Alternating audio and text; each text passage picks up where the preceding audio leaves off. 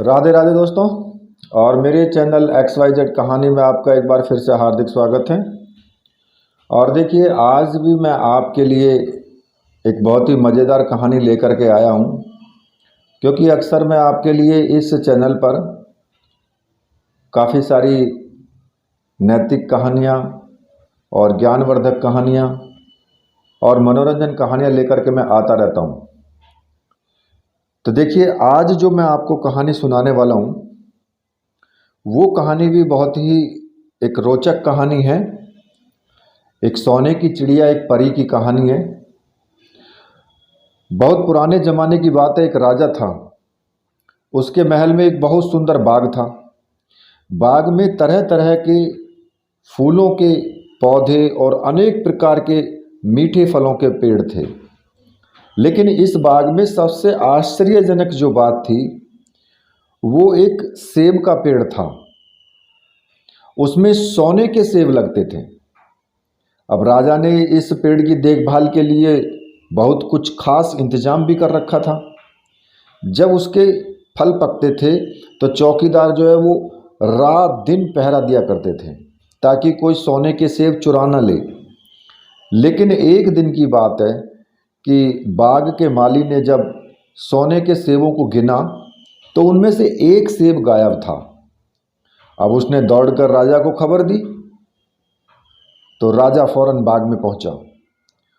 उसे यह देखकर बड़ा आश्चर्य हुआ कि देखभाल का इतना पक्का इंतजाम होने पर भी एक सेब किसने चुरा लिया। उसने ऐलान कर दिया कि कोई सोने के सेब को चुराने वाले जो चोर है उसका पता लगाएगा तो उसे इनाम दिया जाएगा। अब सबसे बड़े राजकुमार ने राजा से कहा कि रात में वो पहरा देगा और चोर को पकड़ने की कोशिश करेगा। राजा ने उसको इसकी इजाज़त दे दी। बड़ा राजकुमार रात में पहरा देने लगा, लेकिन 2 घंटे बाद ही उसे नींद आ गई और वो सो गया। सुबह उठकर जब उसने सेबों को गिना तो वो देख कर के आश्चर्यचकित रह गया कि रात भर में एक सेब और गायब हो गया था। उसके बाद दूसरी रात को जो बीच वाला राजकुमार था मंझला, उसने पहरे देने का काम संभाला। अब होता क्या है कि उसे भी नींद आ गई रात में और उस दिन भी एक सेब फिर चोरी हो गया। अब राजा बहुत चिंतित था। दरबारियों की भी समझ में नहीं आ रहा था कि वे क्या करें। सब लोग उदास बैठे थे कि इतने में जो उनका सबसे छोटा राजकुमार था वो आया। उसने कहा कि आज की रात मैं पहरा दूंगा और चोर को पकड़ूंगा। राजा जो इस राजकुमार से खुश नहीं रहता था, वह उसे मूर्ख मानता था और राजा ने उसे डांटते हुए कहा कि तुम क्या समझते हो, क्या तुम्हें सफलता मिलेगी? तुमसे बड़े और तुमसे ज़्यादा समझदार दोनों राजकुमार इस काम में असफल हो चुके हैं। तुम जाओ अपना काम करो। लेकिन छोटा राजकुमार नहीं माना। उसने राजा से प्रार्थना की कि एक बार उसे भी मौका जरूर दिया जाए। अंत में राजा जो है वो राजी हो गया कि ठीक है, आज रात पहरा तुम देना। अब राजकुमार रात में पहरा देने लगा। उसने तय किया कि वो किसी भी हालत में सोएगा नहीं और चोर को जरूर पकड़ेगा। जब आधी रात हुई तो आधी रात के 12 बजे जब आखिरी घंटा बजा तो राजकुमार ने देखा कि एक सोने की चिड़िया कहीं से उड़ती हुई आई और सेब के पेड़ पर बैठ गई। उसने देखते ही देखते सोने का एक सेब तोड़कर अपनी चोंच में पकड़ लिया। राजकुमार ने फौरन निशाना साधकर तीर चला दिया, लेकिन तीर जो है वो चिड़िया को नहीं लगा और वो पंख फड़फड़ा करके उड़ गई। हाँ, इतना अवश्य हुआ कि उसका एक सोने का पंख टूट करके वो जमीन पर गिर गया। अब दूसरे दिन जब राजकुमार ने राजा को सारी बात बताई और वो सोने का पंख उनके सामने रख दिया। पंख इतना सुंदर और इतना कीमती था कि राजा उसे देखता ही रह गया और उसने कहा कि अगर उस चिड़िया का एक पंख इतना सुंदर है तो वो पूरी चिड़िया कितनी सुंदर होगी। मैं चाहता हूं कि उस चिड़िया को कोई पकड़ लाए। अब सबसे पहले जो बड़ा राजकुमार था इस काम के लिए वो रवाना हुआ। चलते चलते वह एक जंगल में पहुंचा। वहां उसने लोमड़ी को एक पेड़ के नीचे आराम करते हुए देखा। अब राजकुमार ने मौका देखकर तीर अपने धनुष पर चढ़ा लिया। वह तीर छोड़ने ही जा रहा था कि लोमड़ी ने चिल्ला करके कहा कि राजकुमार, मुझे मत मारो। मुझे पता है कि तुम सोने की चिड़िया की खोज में निकले हो। तुम मेरी राय मानो तो तुम्हारा काम जल्दी ही पूरा हो जाएगा। तुम इसी रास्ते से सीधे चले जाओ और शाम होने पर तुम एक गांव में पहुंचोगे। वहां तुम्हें आमने सामने दो सराय मिलेंगी। एक सराय खूब सजी धजी होगी और बहुत सुंदर होगी, लेकिन तुम उसमें मत ठहरना। तुम उसके सामने वाली जो दूसरी सराय में ठहरना, जो कि बहुत ही मामूली है और देखने में भद्दी सी होगी। ऐसा करने पर तुम्हारा काम आसानी से पूरा हो जाएगा। अब लोमड़ी की बात सुनकर राजकुमार को हंसी आ गई। उसने डांट कर कहा कि भाग जा यहाँ से, मुझे तेरी सलाह की ज़रूरत नहीं है। यह कहकर उसने तीर छोड़ दिया। लेकिन लोमड़ी बहुत चालाक थी, वह बचकर भाग निकली। अब राजकुमार आगे चलता चला गया। शाम को जब वो एक गांव में पहुंचा तो उसने देखा कि वहां सड़क के किनारे सचमुच दो सराय थी। उनमें से एक सराय खूब सजी धजी थी, उसके अंदर से जो लोगों के नाचने गाने की आवाज़ें आ रही थी, और जो दूसरी सराय थी वो बहुत भद्दी सी थी और वहाँ अंधेरा घिरा हुआ था। राजकुमार सजी धजी सराय में ठहर गया। थोड़ी देर में वो भूल गया कि वो असल में सोने की चिड़िया की खोज में निकला था। उधर जब काफ़ी समय बीत गया, बड़ा राजकुमार नहीं लौटा, तो मंझला जो राजकुमार था बीच वाला, वो सोने की चिड़िया की खोज में निकल पड़ा वहाँ से। अब वह भी उसी तरह चलते चलते जंगल में पहुँचा तो वही लोमड़ी उसे भी मिली। उस राजकुमार ने भी लोमड़ी की बात पर ध्यान नहीं दिया। जब वह शाम को उस गांव में पहुंचा तो बड़े राजकुमार की तरह जो वो भी सजी धजी सराय में ठहरा और वहाँ के नाच रंग में मस्त होकर के वो अपना भी काम भूल गया। यहाँ तक कि उसे घर लौटने की सुध नहीं रही। अब अंत में क्या होता है कि अंत में जो सबसे छोटे वाला राजकुमार था, राजकुमार ने राजा से कहा कि सोने की चिड़िया की खोज में मैं जाऊंगा। राजा को विश्वास था कि जब उससे बड़े दोनों राजकुमार इस काम में सफल नहीं हुए तो इसे और भी सफलता नहीं मिलेगी। लेकिन इसके जिद करने पर राजा ने उसे इजाज़त दे दी। अब छोटा राजकुमार तैयार होकर सोने की चिड़िया की खोज में निकला। जंगल में उसे भी लोमड़ी मिली। अब राजकुमार ने लोमड़ी की बात को ध्यान से सुना और लोमड़ी से कहा कि ठीक है, तुम जैसा कह रही हो मैं वैसा ही करूँगा। अब तुम जाओ, मैं तुम्हें नहीं मारूंगा। इस पर लोमड़ी खुश होकर बोली, तुम सबसे अच्छे लड़के मालूम होते हो। तुमने मेरी बात का मजाक नहीं उड़ाया और मुझ पर तीर नहीं चलाया। मैं तुमसे खुश हूँ और तुम्हारी मदद करूँगी। आओ, तुम मेरी पूंछ पर बैठ जाओ, मैं तुम्हें उस सराय तक पहुँचा देती हूँ। अब देखते ही देखते लोमड़ी की पूंछ काफ़ी बड़ी हो गई और राजकुमार उस पर बैठ गया। उसके बैठते ही लोमड़ी हवा में उड़ने लगी और थोड़ी ही देर में मैदानों और पहाड़ों को पार करके उसी गांव में जा पहुंची। राजकुमार ने उसकी सलाह को मान करके छोटी और जो पुरानी सराय में ही अपना डेरा डाल दिया। जो वहाँ दूसरी सजी धजी हुई सराय थी उससे दूर ही रहा वो। अब दूसरे दिन सुबह उठकर जब वह आगे बढ़ा तो कुछ दूर चलने पर उसे वह लोमड़ी फिर से रास्ते में मिली। लोमड़ी ने उससे कहा कि अब मैं तुम्हें बताती हूँ कि आगे तुम्हें क्या करना चाहिए। तुम सीधे चलो, आगे चलने पर तुम्हें एक बहुत बड़ा किला मिलेगा जिस पर सिपाही लोग पहरा दे रहे होंगे। तुम सिपाहियों से डरना मत और सीधे अंदर चले जाना, क्योंकि वे इस समय सो रहे होंगे। तुम बेधड़क होकर किले में घुसते चले जाना और उसके कमरों को पार करते हुए उस जगह पहुंच जाना जहाँ लकड़ी के एक मामूली से पिंजरे में सोने की चिड़िया बंद है। तुम चिड़िया को पिंजरे सहित उठाकर किले से बाहर ले आना, लेकिन एक बात याद रखना, चिड़िया के पिंजरे के पास ही एक बहुत सुंदर सा सोने का पिंजरा भी होगा। तुम भूल करके भी चिड़िया को उस पिंजरे में मत रखना, मगर तुम उस लकड़ी के पिंजरे में से निकालकर सोने के पिंजरे में रखने की अगर कोशिश करोगे तो बाद में पछताओगे। यह कह करके लोमड़ी ने राजकुमार को अपनी पूंछ पर बिठाया और थोड़ी ही देर में उसे किले के पास पहुंचा दिया। अब राजकुमार ने किले के पास जाकर के देखा कि सचमुच में उसके पहरेदार सो रहे थे। वो बिना डरे सीधा महल में घुस गया और थोड़ी देर में वो कमरे में जा पहुंचा, जहां सोने की चिड़िया एक पिंजरे में बैठी हुई थी। अब पिंजरे के पास ही सोने के 3 सेब पड़े हुए थे। इन सेबों को देखकर राजकुमार ने फौरन पहचान लिया कि ये सेब उसके पिता के बाग के ही हैं। सोने की चिड़िया इतनी सुंदर थी कि राजकुमार उसको देखता ही रह गया।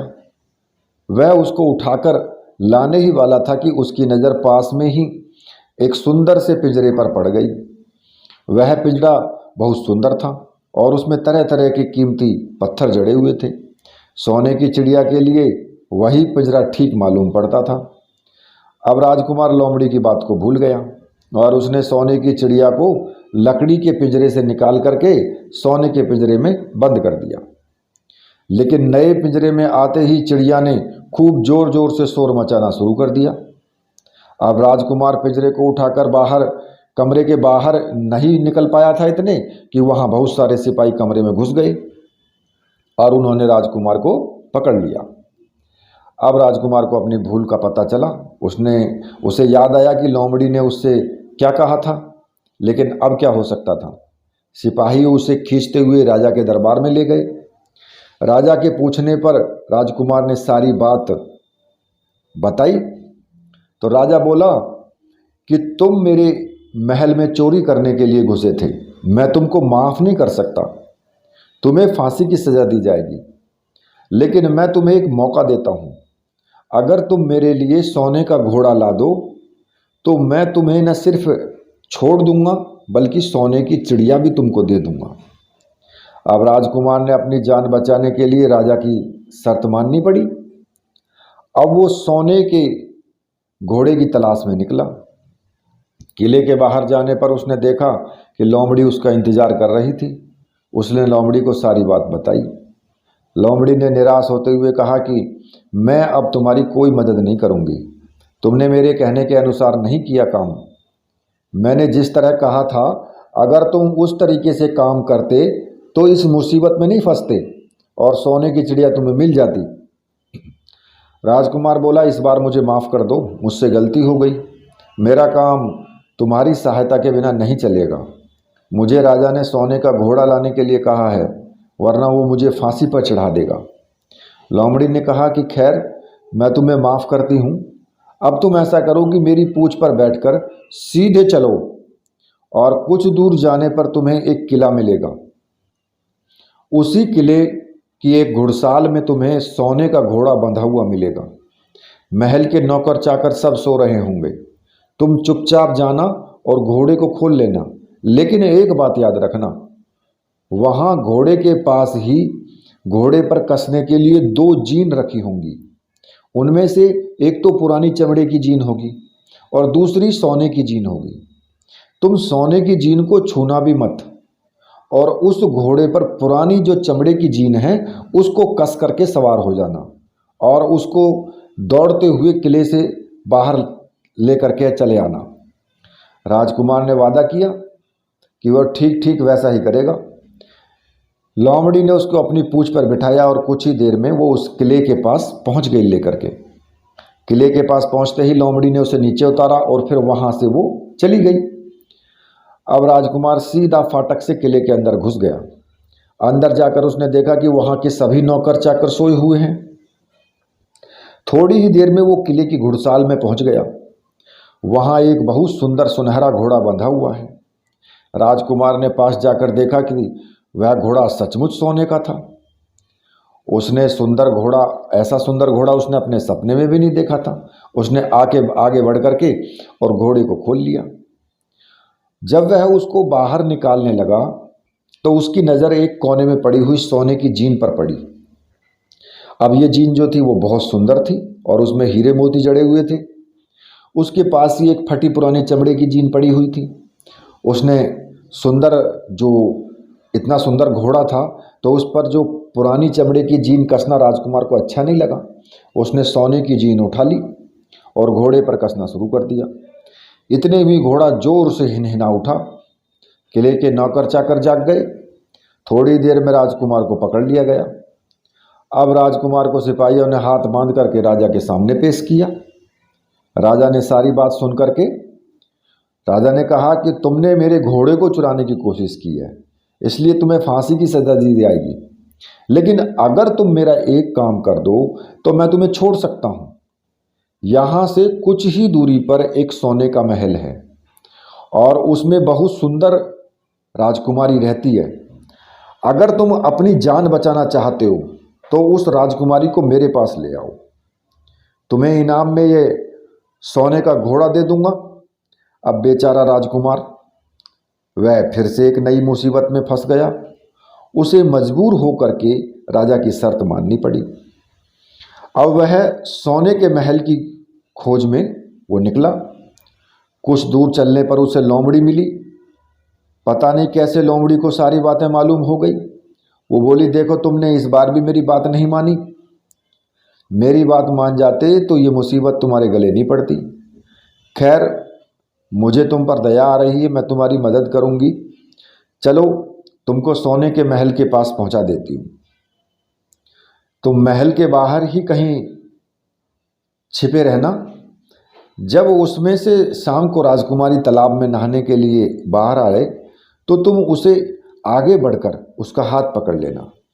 जैसे ही तुम उसको छुओगे राजकुमारी तुम्हारे साथ आने के लिए राजी हो जाएगी। लेकिन एक बात याद रखना, तुम उसको वहां से अपने साथ ले आना। उसे वापस महल में मत जाने देना। वह तुमसे कहेगी कि मैं अभी अपने माता पिता से मिलकर आती हूँ, लेकिन तुम उसकी बातों में मत आना, वरना फिर मुसीबत में फंस जाओगे।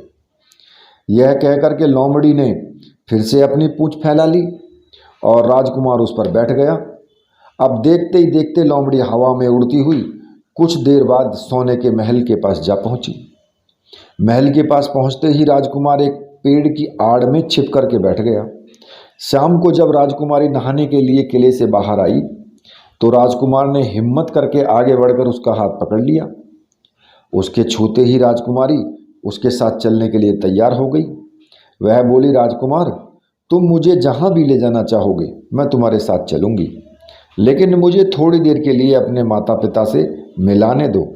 राजकुमार ने कहा कि नहीं, यह नहीं होगा, तुम्हें तुरंत मेरे साथ चलना पड़ेगा। लेकिन राजकुमारी रोने लगी। अब इतनी सुंदर राजकुमारी को रोते देख करके राजकुमार का मन पिघल गया। अंत में वो राजी हो गया और बोला कि जाओ, थोड़ी देर के लिए माता पिता से मिलाओ, लेकिन फिर तुरंत बाहर चली आना। लेकिन राजकुमारी ने जैसे ही किले में पैर रखा, किले के पहरेदार जाग गए और उन्होंने राजकुमार को पकड़ लिया। राजकुमार बहुत पछताया, लेकिन अब क्या हो सकता था। सिपाहियों ने उसे अपने राजा के सामने पेश किया। राजा बहुत निराश था। उसने उसी वक्त हुक्म दिया कि राजकुमार को फौरन फांसी पर चढ़ा दिया जाए। अब यह सुनकर राजकुमार रोने गिड़गिड़ाने लगा। इस पर राजा ने थोड़ी देर विचार करने के बाद कहा कि मैं अपनी आज्ञा वापस नहीं ले सकता, लेकिन अगर तुम मेरा एक काम कर दो तो तुम्हारी जान बच सकती है। हमारे किले के ठीक सामने ये जो बड़ा पहाड़ है, जिसके कारण हमारे किले की सुंदरता नष्ट हो रही है, अगर तुम 8 दिन में इस पहाड़ को खोदकर साफ कर दो तो हम तुम्हें क्षमा कर देंगे और राजकुमारी का विवाह तुम्हारे साथ कर देंगे। राजकुमार किले के बाहर आकर पहाड़ को देखने लगा। उसके हाथ में एक छोटी सी कुदाली थी। उसकी समझ में नहीं आ रहा था कि इतना बड़ा पहाड़ 8 दिन में वो कैसे खोद सकता है। फिर भी उसे अपनी जान तो बचानी ही थी, इसलिए वो पहाड़ खोदने लगा। अब धीरे धीरे 7 दिन बीत गए। इतने दिन तक लगातार खोदने पर भी पहाड़ का सिर्फ एक कोना ही खोद पाया था। वह दुखी होकर के बैठ गया। उसे अब अपने आप पर बहुत अधिक क्रोध आ रहा था। वह मन ही मन कहने लगा कि अगर मैंने लोमड़ी की बात मान ली होती तो कितना अच्छा होता। लोमड़ी ने मुझको हर बार ठीक सलाह दी और मैं हर बार उसका कहना ना मानकर नई से नई मुसीबत में फंस गया। राजकुमार इस तरह सिर झुकाए हुए बैठा ही था कि अचानक उसे अपने पैरों के पास लोमड़ी की पूंछ हिलती दिखाई दी। उसने नज़र उठाकर देखा, सचमुच वही लोमड़ी खड़ी थी। अब लोमड़ी ने मुस्कुराते हुए कहा, क्यों, क्या हाल है? इस बार तो तुम्हारी मदद करने की मेरी इच्छा बिल्कुल भी नहीं है, लेकिन मैं 7 दिन से तुम्हें पहाड़ खोदते हुए देख रही हूँ। मुझे दया आ गई और मैं तुम्हारी मदद के लिए चली आई। जाओ, तुम बहुत थक गए होगे, सो जाओ। मैं थोड़ी ही देर में तुम्हारा काम पूरा कर दूंगी। इस बार राजकुमार ने तय कर लिया था कि अब वह लोमड़ी जिस तरह कहेगी वह उसी तरह करेगा। वह चुपचाप उठकर एक तरफ सोने चला गया। थोड़ी ही देर में उसे नींद आ गई। सुबह जब वह सोकर उठा तो उसे अपनी आंखों पर विश्वास नहीं हो रहा था कि वहाँ कहीं भी पहाड़ का नाम नहीं था और महल का सुंदर दृश्य दिखाई दे रहा था। राजकुमार सीधा राजा के पास पहुंचा। राजा उसके काम पर बहुत खुश था। उसने तुरंत अपने वादे के अनुसार राजकुमारी के साथ उसका विवाह कर दिया। अब राजकुमार उस सुंदर राजकुमारी के साथ कुछ ही दूर चला तो उसे रास्ते में फिर वही लोमड़ी मिली। लोमड़ी बोली, बधाई हो राजकुमार, राजकुमारी के साथ तुम्हें देखकर मुझे बहुत खुशी हो रही है, लेकिन अब तुम्हें सोने का घोड़ा और सोने की चिड़िया भी प्राप्त करनी है, क्योंकि वे दोनों चीज़ें तुम्हारे ही लायक हैं। तुम उन्हें आसानी से प्राप्त कर सकते हो। राजकुमार बोला, लेकिन भला मुझे सोने का घोड़ा, सोने की चिड़िया कैसे मिल सकती है? मैं तो इस राजकुमारी को भी उस राजा को के लिए ले जा रहा हूँ। लोमड़ी ने कहा, नहीं, तुम ऐसा कभी मत करना। इस राजकुमारी का विवाह तुम्हारे साथ हुआ है, अब यह तुम्हारी ही है। अगर तुम मेरे कहने के अनुसार काम करो तो ये सोने का घोड़ा, सोने की चिड़िया भी तुम्हें मिल सकती है। तुम पहले इस राजकुमारी को लेकर सोने के घोड़े वाले राजकुमार के पास जाओ। राजा खुश होकर तुमको सोने का घोड़ा दे देगा। तुम घोड़े पर सवार हो जाना और सवार होकर सबसे विदा लेना। राजकुमारी से तुम सबसे बाद में विदा लेना। जैसे ही तुम राजकुमारी के पास पहुंचो, तुम उसे हाथ पकड़कर घोड़े के ऊपर खींच लेना और घोड़े को दौड़ा देना। सोने का घोड़ा इतनी तेज दौड़ता है कि दुनिया का तेज से तेज घोड़ा भी उसकी बराबरी नहीं कर सकता। जाओ, तुम पहले इतना काम पूरा करो, इसके बाद आगे का काम मैं तुम्हें बाद में बताऊंगी। मैं तुम्हें वहाँ रास्ते में मिलूंगी। राजकुमार ने ठीक वैसा ही किया जैसा लोमड़ी ने उससे कहा था। जब सोने के घोड़े वाले राजकुमार ने खुश होकर उसे इनाम में सोने का घोड़ा दे दिया तो राजकुमार उस पर सवार हो गया और उनसे विदा लेने लगा। अंत में वह राजकुमारी को उठाकर घोड़े को तेजी से दौड़ाता हुआ और किले से बाहर दूर निकल गया। रास्ते में एक पेड़ के नीचे लोमड़ी उसका इंतजार कर रही थी। उसे देखकर लोमड़ी बोली, शाबाश, अब तुम सोने की चिड़िया भी प्राप्त कर लोगे। अब तुम सोने की चिड़िया वाले राजकुमार के पास पहुंचो, जो राजा था उसके पास पहुंचो, तो वह इस घोड़े को देखकर बहुत खुश होगा। तुम उससे कहना कि पहले सोने की चिड़िया जो है उसका पिंजरा मेरे हाथ में दो, तब मैं यह घोड़ा तुमको दूंगा। जब वह पिंजरा तुम्हारे पास लाएं तो तुम पिंजरा उनके हाथ से छीन करके और घोड़े को दौड़ा देना। बस ऐसे ही चिड़िया भी तुमको मिल जाएगी और कोई तुम्हें पकड़ भी नहीं सकेगा। अब इस बार भी राजकुमार ने ठीक वैसा ही किया। वह राजकुमारी के साथ ही घोड़े पर बैठा रहा और जब राजा ने उसके हाथ में सोने की चिड़िया का पिंजरा दिया तो उसने देखते ही देखते ऐसी एड़ मारी घोड़े को कि घोड़ा जो है हवा से बातें करने लगा। अब कुछ दूर चलने पर लोमड़ी उसे मिली राजकुमार ने उससे कहा कि तुमने मेरी बड़ी मदद की है, तुम्हारी वजह से मुझे न सिर्फ सोने की चिड़िया मिली बल्कि सोने का घोड़ा और इतनी सुंदर राजकुमारी भी मिल गई। बताओ मैं तुमको क्या इनाम दूं? मैं तुमको कुछ ना कुछ तो जरूर देना चाहता हूँ। लोमड़ी ने कहा, अगर तुम खुश हो तो मेरा एक काम कर दो, तुम एक तीर चलाकर मुझे मार दो।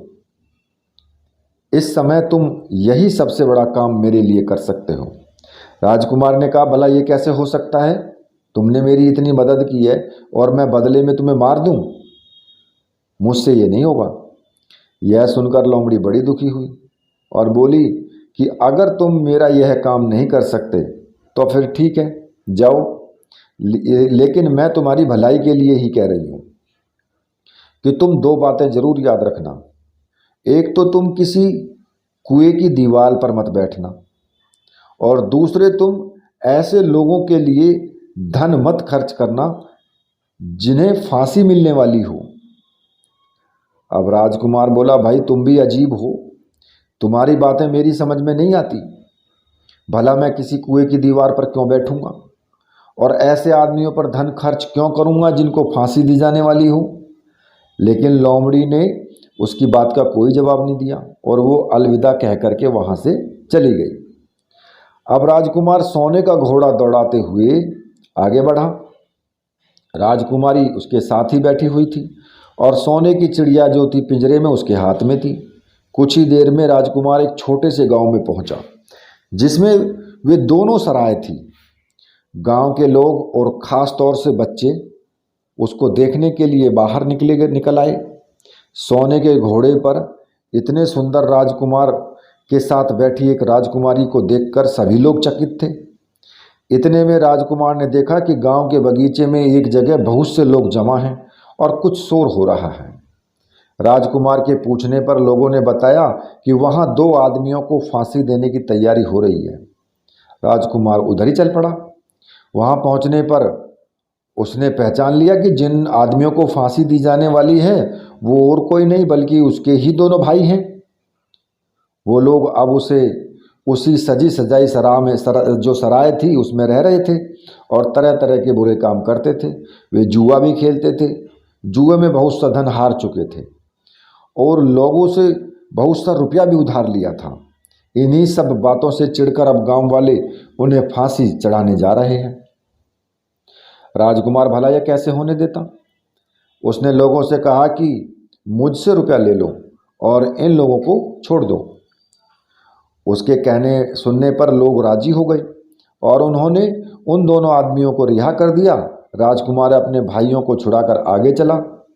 कुछ दूर चलने पर जंगल में उन्हें एक कुआं दिखाई दिया जिस पर राजकुमार के कुछ देर कुएं के पास आराम करते हैं। राजकुमार ने इस पर कहा, तो वहाँ ठंडा ठंडा पानी पीने के बाद हम लोग आगे चलेंगे। अब राजकुमार जो वो राजी हो गया। अब तक वह यह भी भूल चुका था कि लोमड़ी ने विदा करते समय उनसे क्या कहा था। वह घोड़े से उतर कुएं की दीवार पर बैठ गया और आराम करने लगा। उसके बाद दोनों भाइयों ने मौका देखकर उसे कुएं में धक्का दे दिया। उसके बाद उन्होंने घोड़े पर राजकुमारी को डाला और सोने की चिड़िया का पिंजरा उठाया और वहां से चलते बने। अब कुछ ही देर में वे लोग अपने राज्य में लौट आए। घर लौटकर उन्होंने राजा से कहा कि हम लोग सोने की चिड़िया को पकड़ लाए हैं। इसी चिड़िया ने हमारे बाग में से सोने के सेब चुराए थे। इसके साथ ही हम यह एक सोने का घोड़ा और राजकुमारी भी लाए हैं। अब राजा बहुत ही खुश हुआ। सारे राज्य के लोग खुशियां मनाने लगे, लेकिन राजकुमारी खुश नहीं थी। वह बराबर रोती रहती थी। उसने खाना पीना छोड़ दिया। यही नहीं, घोड़े ने भी दाना पानी बंद कर दिया और सोने की चिड़िया भी उदास रहने लगी। राजा ने बहुत कोशिश की, लेकिन न तो राजकुमारी खुश हुई और न ही सोने के घोड़े और न ही चिड़िया ने खाना दाना शुरू किया। उधर छोटा राजकुमार कुएं में गिर गया था, लेकिन वो मरा नहीं था। कुआं बहुत गहरा था, लेकिन उसमें पानी बहुत थोड़ा था। वह कुएं में बैठा बैठा अपने भाग्य को कोसता रहा। अब उसे फिर से लोमड़ी की याद आई और वो पछताने लगा कि अगर मैंने उसका कहना मान लिया होता तो मैं मुसीबत में नहीं फंसता। राजकुमार ने जैसे ही लोमड़ी को याद किया, लोमड़ी न मालूम कैसे कुएं के मुख पर आ पहुंची और बोली, देखो राजकुमार, मैंने पहले ही तुम्हें समझाया था कि किसी कुएं की दीवार पर मत बैठना और ऐसे आदमियों की मदद मत करना जिन्हें फांसी दी जाने वाली हो, लेकिन तुम नहीं माने। खैर चलो, अब आखिरी बार मैं तुम्हारी मदद किए देती हूँ। लो मेरी पूंछ पकड़कर कुएं से बाहर निकल आओ। यह कह करके लोमड़ी ने अपनी पूंछ कुएं में लटका दी। देखते ही देखते पूंछ इतनी लंबी हो गई कि कुएं के पैंदे में भी पड़े राजकुमार के पास तक पहुंच गई। राजकुमार उसे पकड़कर कुएं से बाहर निकल आया। लोमड़ी ने उससे कहा कि जाओ, अब तुम अपने घर जाओ, लेकिन जरा होशियार रहना, तुम्हारे भाई तुम्हारी जान के दुश्मन हैं। वे लोग जरूर तुमको ढूंढ रहे होंगे। राजकुमार घर की ओर चल पड़ा। अपने राज्य में पहुंचने पर उसे एक भिखारी मिला। भिखारी को उसने अपने सुंदर कपड़े दान में दे दिए और उसके भद्दे से पुराने कपड़े पहन लिए। इस तरह भेष बदलकर वह अपने किले में पहुंचा। वहां उसके पहुंचने पर एक सबसे बड़ी आश्चर्यजनक बात हुई कि सोने का घोड़ा खुशी से हिनहिनाने लगा और दाना खाने लगा। सोने की चिड़िया भी अपने पिंजरे में खुशी से फुदकने लगी और गाना गाने लगी। राजकुमारी ने अपनी आंसू पोंछ डाले और वह भी खुश दिखाई देने लगी। लेकिन राजा की समझ में नहीं आ रहा था कि ऐसा कैसे हुआ। उसने राजकुमारी से इसका कारण पूछा तो वो बोली कि मैंने तो पहले ही आपको सारी कहानी बता दी है। आपके बड़े और मंझले राजकुमार ने छोटे राजकुमार के साथ धोखा किया है। इन्होंने आपको भी धोखा दिया है, लेकिन अब आपका छोटा राजकुमार यहाँ पर आ पहुँचा है, इसलिए मुझे बहुत खुशी हो रही है। उसी के साथ मेरी शादी हुई है और मैं उसके साथ ही सुखी रह सकती हूँ। फिर उसने मैले कुचैले कपड़े पहने एक आदमी की ओर इशारा करते हुए कहा कि वह रहा आपका छोटा राजकुमार। अब राजा ने भी अपने छोटे लड़के को पहचान लिया। अब राजा ने अपने छोटे बेटे के बारे में अपने विचार बदल दिए। अब वह उसे बहुत समझदार और बहादुर मानने लगा और उससे बहुत अधिक प्यार करने लगा। उसने उसको राजगद्दी पर बिठाने का निश्चय किया। बड़े और मंझले जो राजकुमार था, उसने अपने छोटे भाई को धोखा नहीं दिया था, बल्कि राजा को भी धोखा दिया था। इससे राजा उनसे बहुत नाराज था और उन दोनों को अपने राज्य से निकलवा दिया। इसके बाद बड़ी धूमधाम से राजकुमारी और राजकुमार का विवाह हुआ और दोनों खुश रहने लगे। लेकिन राजकुमार उस लोमड़ी को नहीं भूला था जिसने उसकी सहायता की थी। एक दिन समय निकालकर वह जंगल में उस लोमड़ी की खोज में निकला। बहुत ढूंढने के बाद एक पेड़ के खोखले भाग में उसने उस लोमड़ी को चुपचाप बैठे हुए देखा। लोमड़ी बहुत उदास थी और पहले ही बहुत ज़्यादा दुबली पतली हो गई थी पहले से। राजकुमार ने जो देखते ही लोमड़ी ने जो उसे पहचान लिया और कहा कि आओ राजकुमार आओ, आज इधर कैसे भूल पड़े। राजकुमार ने कहा, मैं आज तुम्हें ही ढूंढने के लिए आया हूँ। चलो मेरे बाग में आराम से रहना, वहाँ तुम्हें किसी प्रकार की तकलीफ़ नहीं होगी। यहाँ तो जंगल में तुम्हें खाने पीने की तकलीफ़ होती होगी और जंगली जानवरों के शिकारियों का भी डर बना रहता होगा। लोमड़ी ने कहा कि नहीं राजकुमार, मैं यहीं ठीक हूँ और भला अब तुम्हें मेरे दुखों से क्या लेना देना, तुम्हारा काम निकल गया, अब तुम सुख से अपने राज में रहो। राजकुमार बोला कि नहीं, तुमने मेरा बड़ा उपकार किया है, मैं तुम्हें इनाम देना चाहता हूँ और अपने साथ ही रखना चाहता हूँ। राजकुमारी भी बहुत खुश होगी, वह भी तुमसे मिलना चाहती है। लोमड़ी बोली कि अगर तुम सचमुच मुझे इनाम देना चाहते हो तो मेरा एक काम कर दो। मैंने तुमसे पहले भी कहा था कि तुम एक तीर चलाकर मुझे मार दो, इसी से मेरा लाभ होगा। असल में एक जादूगर ने मुझ पर जादू कर रखा है, मैं लोमड़ी नहीं हूँ। उसके जादू के प्रभाव से लोमड़ी के रूप में रहना पड़ रहा है। मैं तो उसी देश का राजकुमार हूँ जहाँ की राजकुमारी से तुम्हारा विवाह हुआ है। असल में वह राजकुमारी मेरी छोटी बहन है।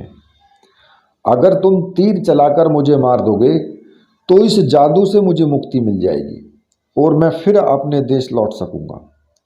राजकुमार को यह सुनकर बड़ा आश्चर्य हुआ।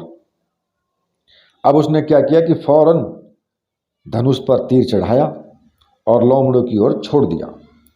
तीर के लगते ही लोमड़ी मर गई और उसमें से एक बहुत सुंदर सा राजकुमार निकला। फिर दोनों राजकुमार आपस में गले मिले। उसके बाद दोनों राजकुमार वापस महल में लौट आए। वहाँ राजकुमारी अपने भाई से मिल करके बहुत खुश हुई। तो देखिए दोस्तों, ये कहानी है ना बहुत मज़ेदार कहानी।